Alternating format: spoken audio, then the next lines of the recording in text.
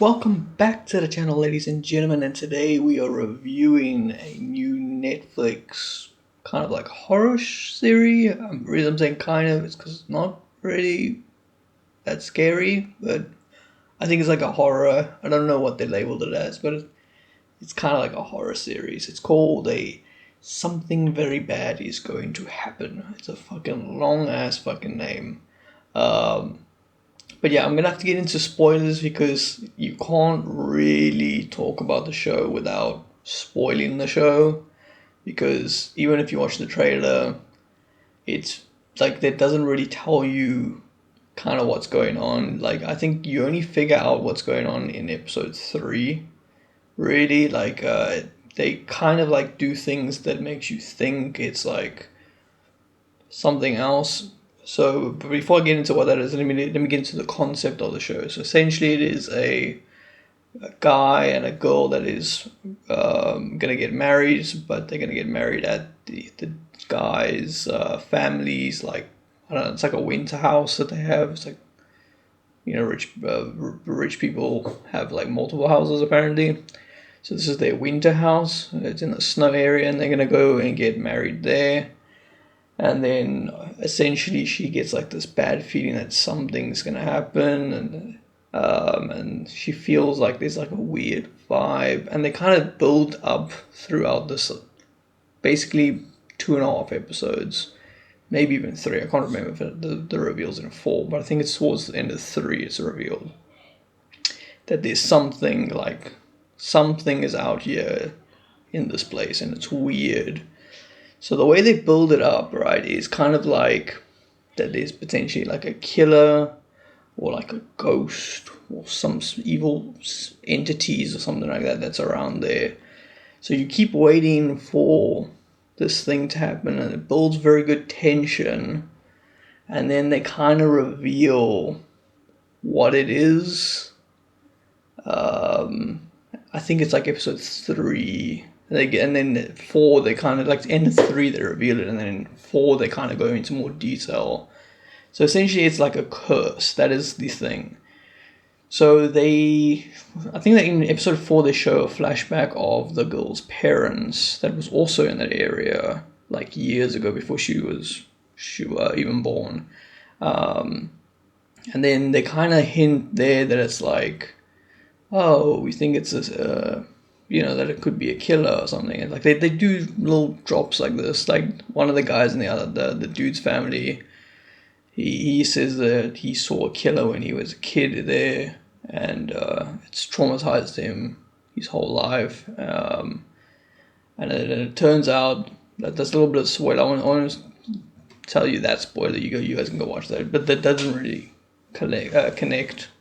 I cannot reveal that thing without spoiling the show, but so it's like they lead up to it. It's either like one of the two, and then you realize that turns out this girl's family is actually just cursed, and it's some sort of weird thing between like death has a curse on her bloodline essentially, and what happens is this curse is if you don't marry your soulmate and you get married to the person, you die on your wedding day if the person is not your soulmate.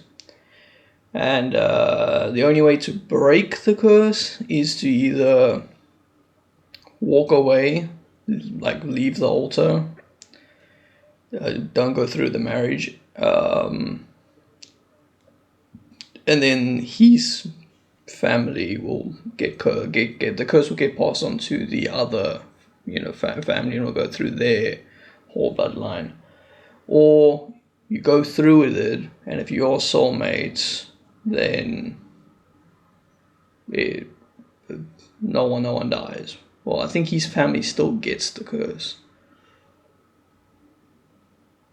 No, the curse gets broken. Yeah, sorry, my bad. The curse kind of gets broken.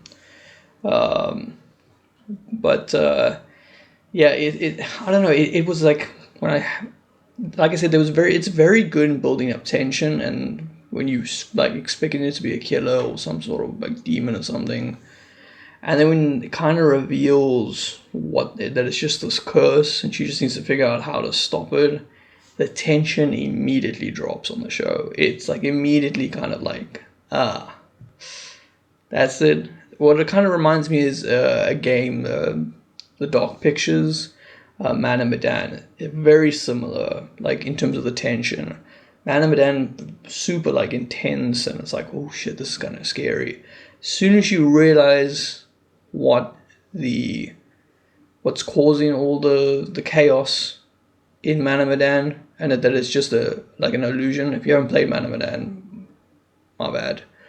It's basically just like illusions. As soon as you figure that out, the game is not very scary anymore. Like, still has some good jump scares, but it's not very scary. And this is very similar with this show.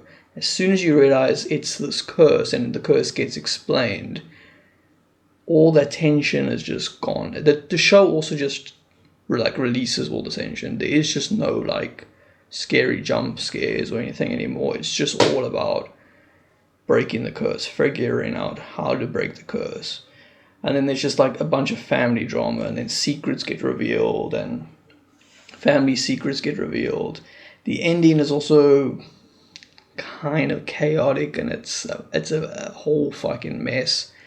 But yeah, overall, like I said, like building up, I think first 2 episodes you're kind of trying to figure out what's going on. There's still that intensity, and then all of a sudden, when you realize what it is, the show heavily drops. Now, this is the same guys that made Stranger Things with other people.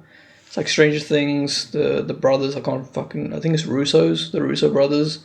And then there's other people that also like collab with them to make this movie.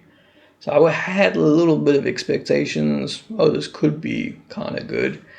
Overall, I think it was disappointing because, like I said, it's like they did very well in the beginning to kind of build tension. Like they make you think that it could be a killer, then they make you think, oh, is it a killer or is there something here in the winter forest?